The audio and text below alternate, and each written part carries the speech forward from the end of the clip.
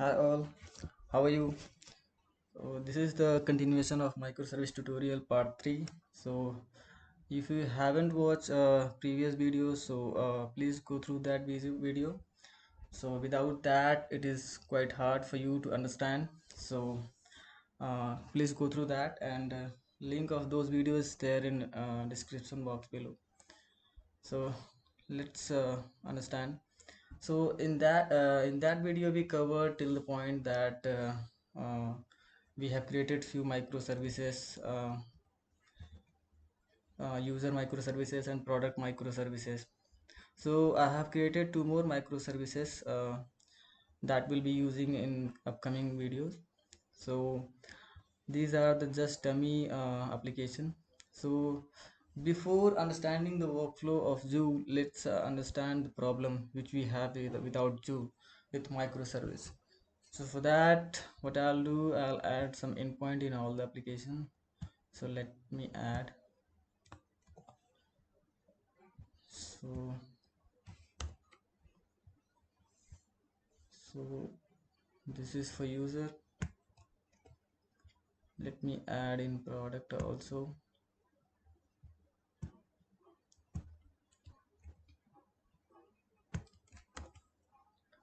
So for product, the URI will be as product and controller name as product controller. Let's rename it, and this will be as product. Okay, this is done. Let's do the same thing for customer and card as well.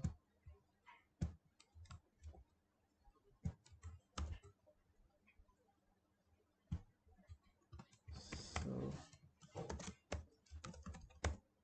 customer, let's also rename this file,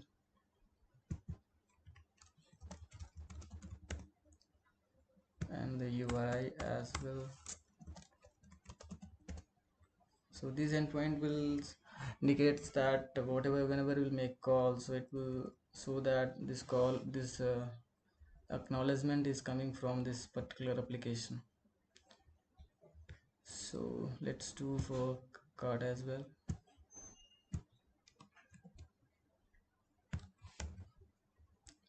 So this will be as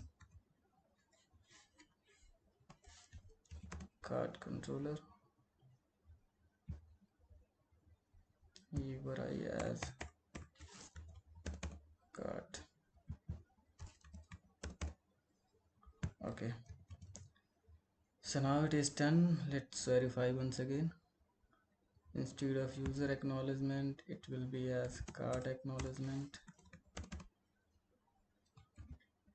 For customer, let's make changes here as well.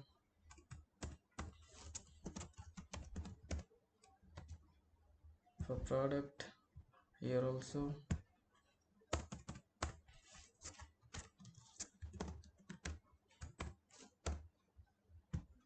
Okay, so this is pretty much done. So let's start Eureka server and all the microservices as well. Product, customer and cart. So let's launch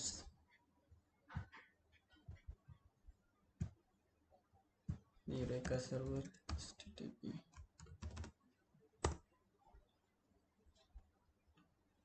So other microservices are still starting, so let's complete product, customer, cart, register.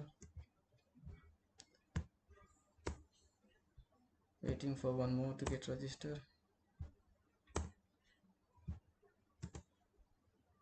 User is left. Okay,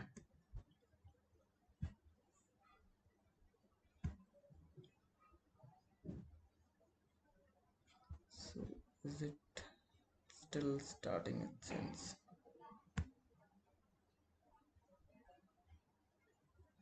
User is not started. Let me do that.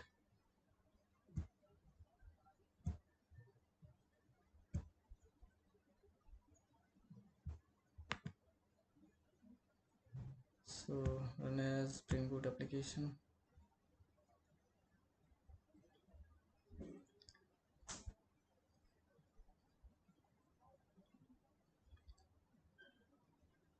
So let's call invoke all the function and let's see the problem which we have. So all the applications is registered, it seems. Yep. And here are the port number for each application. So let's start from product service. So here http,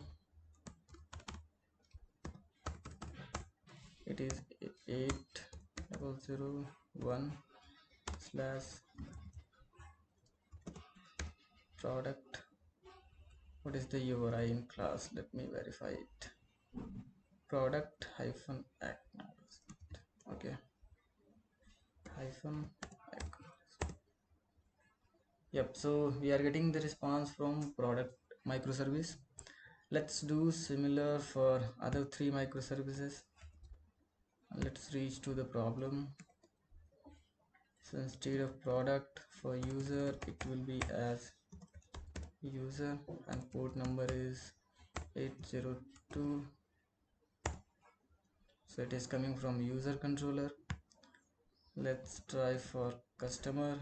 So for customer it will be as customer and port number will be, I think, 3. Yep. And the last one is card. So, and this is running on 804. Yep. So here we can see that for each application I have to pass port number. I have to remember port number for each application to make a call to that. 801, 802, 803, 804. So we have only 4 microservices, but suppose in case of you have 20-30 microservices, in that case remembering all the port number, exposing all the port number to the client is quite concern for the development and also for the production also. This is exposed to client, so anybody can see from there. And also if tomorrow will the port will change, then in that case again we have to go to the code and we have to make changes there as well. This is the problem. And also if uh, we have multiple instance, then it have multiple port and we don't know what would be the next port. So in that case it is tightly coupled with port number. There is no flexibility to switch between the port and between the instance. So this is the problem which we have with microservices. So this is going to resolve by Joule. So what it will do, so here we can see that this is Joule API gateway and this is the microservices. So first use client will request to the Joule API gateway instead of communicating with individual microservices. So he will submit a request in such a manner so that Joule API gateway will understand to whom it has to communicate, because it has all the registration, all the configuration of all the microservices. So it know every microservice port number and host name. So when we submit a request, it will identify that for which microservice it is going to communicate. Suppose it identified as customer, so it will process the request to customer, send the request back to customer. Customer will process the request and generate the response, and again it will send back to the API gateway. Then API gateway will took the response and it will give back to the caller. So this is the flow of Joule API gateway. It works like this. And if we are adding something, some common logic which we want to execute, so we'll add here. So let's see the implementation of this. So for that I'll create one more microservice project that would be nothing but Joule proxy server. So let me create that. So it would be Joule proxy server, or we can say API gateway, Joule API gateway. that would be better. Zool API gateway, correct. And rest of the thing is, let me change it as well, Joule API gateway. Yep. So let's add dependency for this.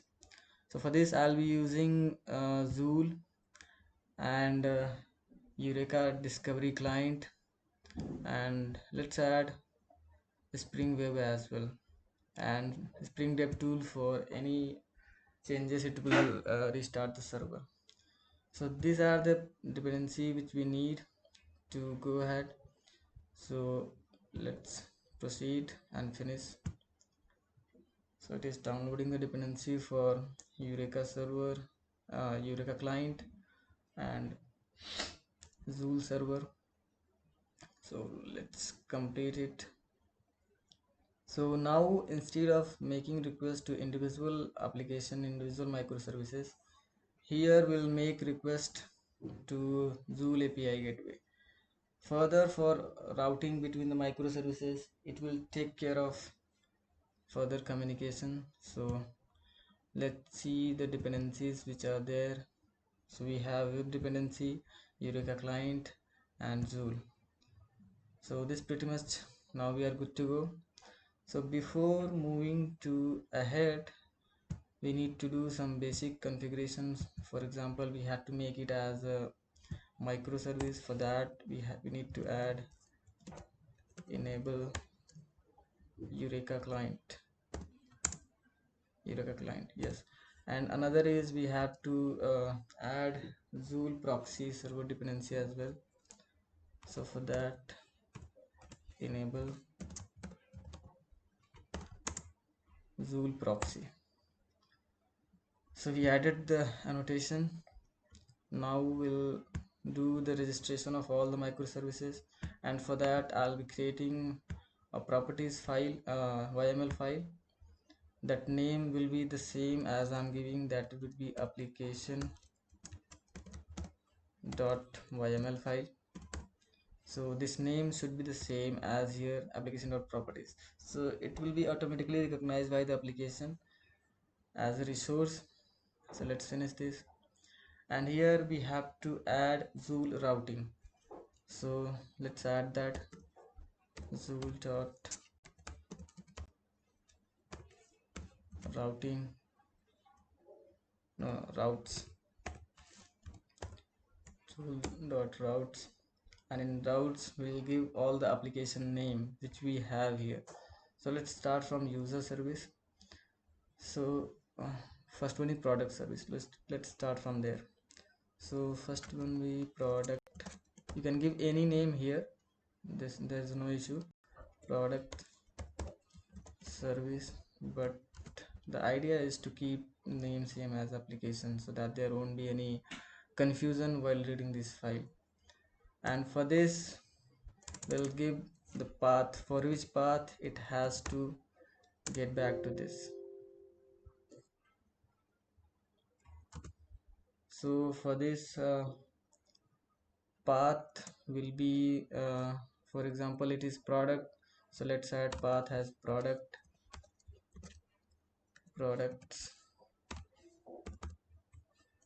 And what would be the service ID? We can use here service ID or URL. Service ID is nothing but this is the service ID for all the application, and this is the URL. So better to use service ID to make application as fully configurable, and in future there won't be any change, it won't be tightly coupled with port number and other stuff. So let's keep this service name for all the application. So here service ID will be this. Similarly we'll do for other application as well. So this is the routing where we are configuring all the application to whom Joule will intercept and get the path for all the application. So this will be as user and path will add as user, and service is user service. Let's verify it. If it is user service, let's add for two more. This would be as customer, and here also need to add customer. In product service, it will be as customer service. For the last one, that is cart,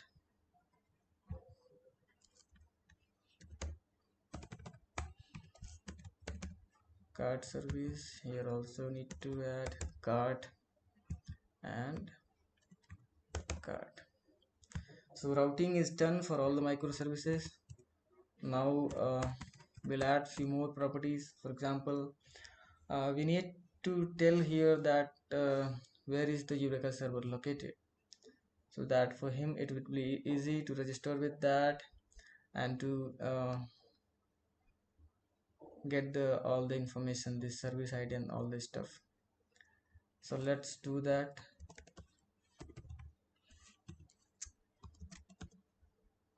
Eureka dot client dot service URL,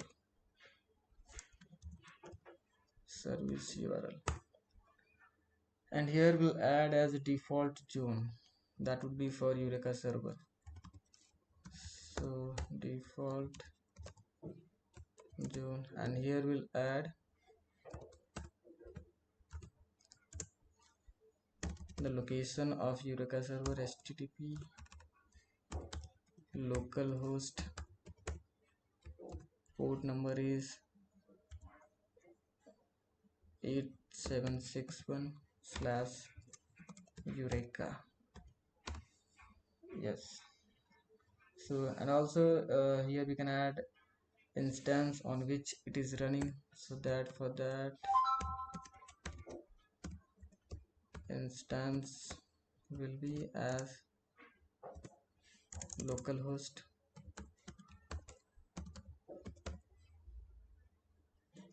host name will be localhost.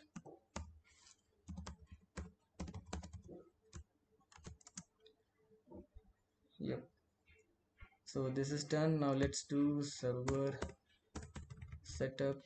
So for that, server port, server.port, and here we'll be using as 8005 as server port. Let's give the application name, and name will be as Joule API gateway. Yep. Joule API gateway. Yep. So now we are good to go. So let's run this application as well.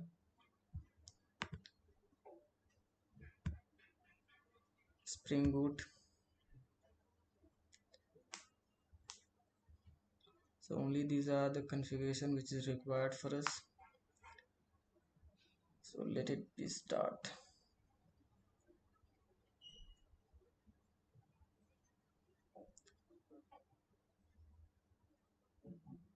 So it is started and it got registered also. You can see here we have Joule API gateway as well. So now instead of making request to individual microservices, now we will call to Joule API gateway. And for Joule API gateway, we know that port number is 8005, and here we need to give the path, which is intercepting path. I'll show you. This is the intercepting path, and these are the URI. So here in between that we need to add intercepting path. So this is for product. So for product, intercepting path is products. So let's add that products. Yes. So now it will call the same microservice, but not directly. It will call through Joule API gateway. So let's see that. Yep. Still we are getting the data from product service. Similarly for other. So this is 5. We are calling to Zool. Let's ask path. Still it is invoking user service application. So now here we resolve the issue which we was having earlier. Let's here do for it as a customer, and the port number is 805. Still we are able to invoke that. So now instead of making call to individual microservices, we will make call to Zool API gateway, and it will take care that which microservice it has to communicate. And here we just need to keep configuration for Zool, Zool application in client. So client need to know only this particular port number. That's it, particular port number and host name. Rest of the thing it need not to be worried that what is the port number and the other stuff. For example, I'll show you one demo. So let's change the port number of products. So our application is fully configurable. Instead of using this, I'll be using as 91, and let's start this again. Product server. It will restart itself because it has dev tool. So now we have changed the port, but client won't need to worry about that because they still have to access because everything is configurable. Still he will be able to. Okay, internal server Zool proxy. Okay, in Zool I think I need to make some configuration as well. Okay, product service, that's fine.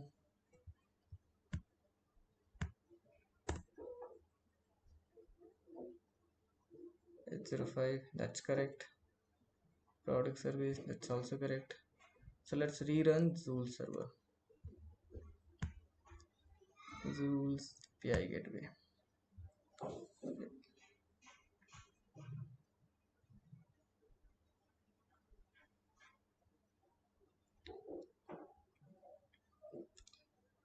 Let's see it having any other issue or not.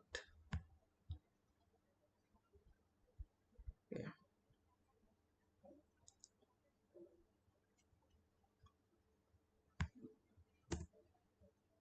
See, we able to got the same. So the problem was happening because of Zool was having the previous state that is synced with microservices. Sorry, Eureka server.